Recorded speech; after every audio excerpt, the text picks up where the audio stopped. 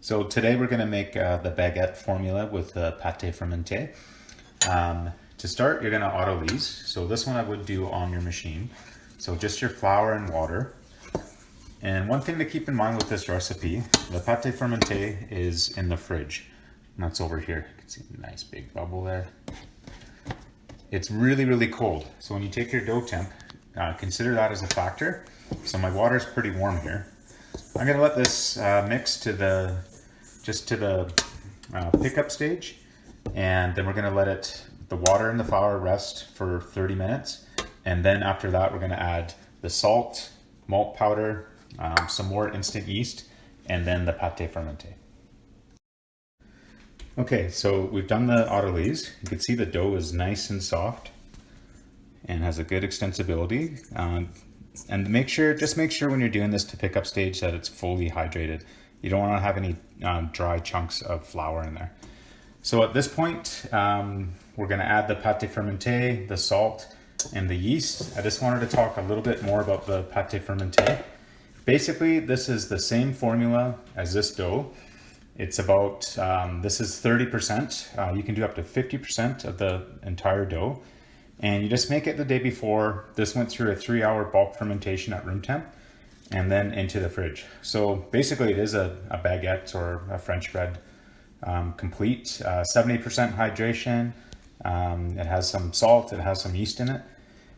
The great thing about pate fermentee is you can keep this in the fridge for up to 3 days and bake with it.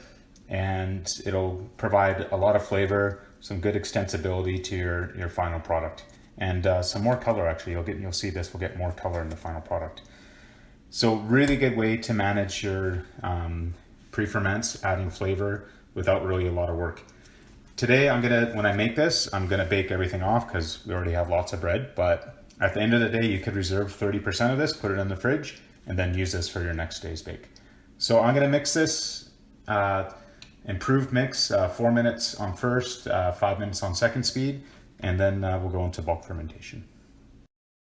Okay, so the dough's come off the mixer. I calculated about a 12-degree friction factor. So the friction factor actually was a little higher. It was probably 16 in here because I'm sitting at about 81 degrees. Outside temperature is at 25, 26. So pretty close to where I want to be, but a little bit on the warm side. But for a commercial yeast, anywhere from 24 to 29 is pretty good. Okay. So I'm just going to take this out and we're going to just test the window on here. We're looking for improved on this. So I'm just going to bring that surface tension together. So you can almost see just the way the dough's looking. It's got a little bit of streakiness in it, just in the gluten. And when I do the gluten, I try not to tear too much. I'm just pulling gently to do the window. Nice and gentle. And you can see there's some streakiness in it and pretty good window, pretty good gluten development, but not intensively developed. Okay, so all we're gonna do now, I'm just gonna increase this surface tension, just round it, and then we're gonna bulk ferment. It's a 90-minute bulk fermentation.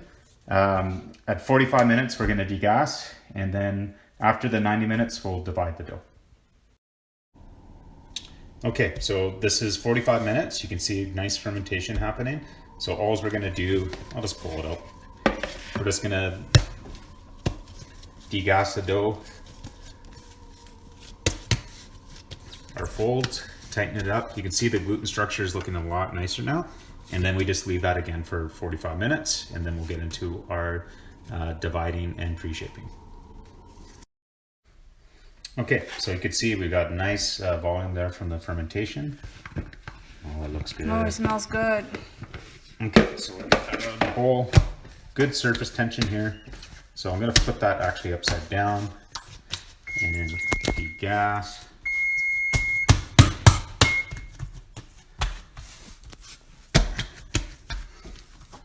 And I'm not gonna degas it all the way. I'm not gonna punch it because as we do our pre-shape, it's gonna get a little bit more degassed.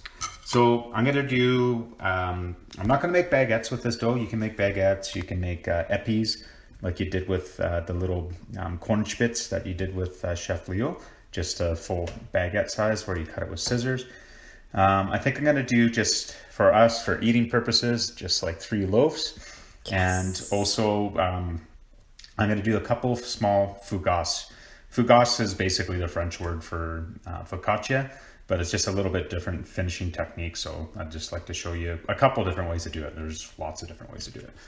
So I'm gonna get 3 loaves, I think at 600 grams. And then my fougasse is gonna be 300 grams each. So I'm gonna get those larger loaves done first. So 620, pretty close.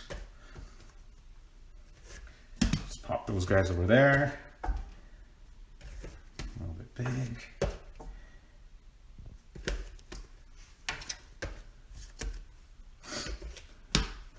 Okay, bring this guy back here.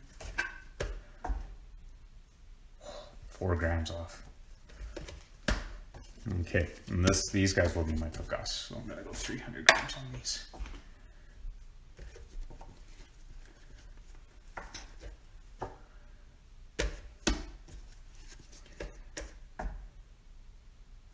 Okay, pretty close. Okay, so I'm gonna go right into my pre-shape. So I'm gonna do, everything here is gonna be oval. So you can see I have, because I didn't make a lot of cuts, I have pretty good surface tension on the top. So I'm just gonna flip this over, and everything I'm gonna do today is gonna be in the oval shape. So lightly degasse, square off my dough, and then all I'm gonna do is just make my sausage or burrito, whatever you want to call it. Okay, and there's my pre-shape. Once I get all those done, 20-minute rest, and then we'll go into final shape. Okay, so it's been a 20-minute rest, so the dough's feeling nice and relaxed. I don't want to degasse these guys too much or hammer them too hard when I do my final shape. So let's bring that over, surface tension, just bring in that to even it off a little bit. And sometimes I just use my fingers, my thumbs to get my final shape. Bring that seam down, and then just at the end,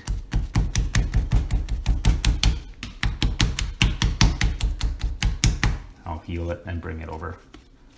Okay, so this is gonna, I didn't beat it up too much. You can see the seams on the bottom. I use pan spray today, so that tends to not allow the seams to stick together is nice. I'm just going to place this over onto a floured couche for its final proof, and then I'll do the other ones in a second too.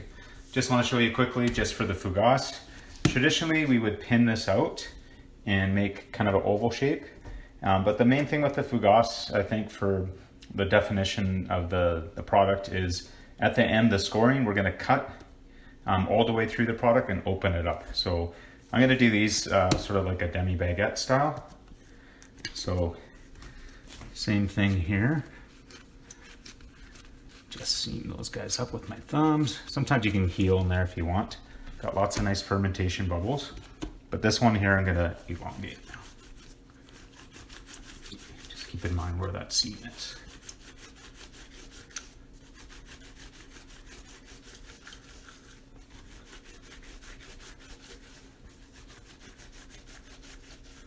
We got nice extensibility because of the autolyse and the pate fermentee, and still some elasticity though there. So, okay, so this guy here, because we're baking at home, doing it a little bit different, but I'm just going to transfer this guy over onto parchment paper, and I'll let these guys do their final proof here. And then I'll do the cuts before they go into the oven. So we'll come back for that. Just one last thing I forgot to mention with these doughs for the pate fermentee process. If you wanted to reserve your pre-ferment for the next day baking, just immediately after the final mixing's done, reserve your 30% and pop that into the fridge overnight. And then you can use that again up to the next day, or it can stay in the fridge for up to 3 days. Okay, so this has been about 45 minutes. These guys are looking ready to go. They're a little tight, but I think that'll be okay. that'll get our timing pretty good for the larger loaves, which are still working here, but they're getting there. We'll get back to those later. So these ones, you can just do your cuts and then steam and bake. I don't know, we like this sort of olive oil, eh? So we're gonna put that on there. Brush that on, that'll be sort of, I'll probably give the oven a little bit of steam too when I load these guys.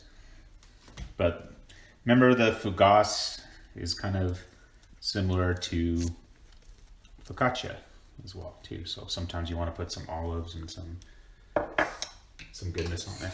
Difference with this one, we're gonna cut this, and like I was saying before, there are more traditionally it's an oval shape, but you have the main thing with the fougasse is that it does have a cut that goes all the way through.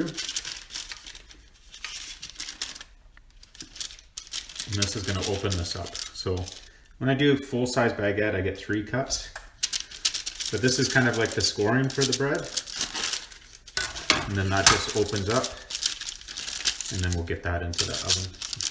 Gives kind of a neat shape. These are pretty small, so this will be best eaten today. Open that up. When you do the cut, make sure you go for it. Don't try to saw it, just open it up. Okay, we'll pop these in the oven. These probably take about 15 to 20 minutes to bake. So you can see here the finished fougasse, or I call this like a ladder bread. I brushed it with the herb oil when it came out of the oven too. And you can see it's got the holes in here, that's the score. My wife doesn't like holes in her bagels, so I actually ended up twisting this one for her too, so she'd have something that she would enjoy a little bit more. Smells really good, eh? Yeah. These big loaves are ready to go in too. I'm just gonna do some, still like a little tight. These have been proofing for about an hour and 20 minutes. But just gonna do just a simple score there. Okay, you can see there's a little bit of dryness in the crust there. That's from proofing in the couche. That should give us a really nice opening here. This one here, I really like just scoring like straight down the middle. And I kind of like this little decorative cut on the side. When I score with the lamb, it's open, and I cut sort of underneath, and when I'm doing decorative, it's more just straight up and down. So we'll get those in the oven, see what how they turn out. The third one that I did is just in the fridge because it's pretty much ready, but this is going to take 30 to 40 minutes to bake. So that one I'm just slowing down. I'm using the fridge to my advantage. So I've just pulled out these 2 loaves, so you can see pretty much you can do whatever shape you want with a formula. But the nice thing is we did get a good crust at home that's using a lot of water. So if you can listen here.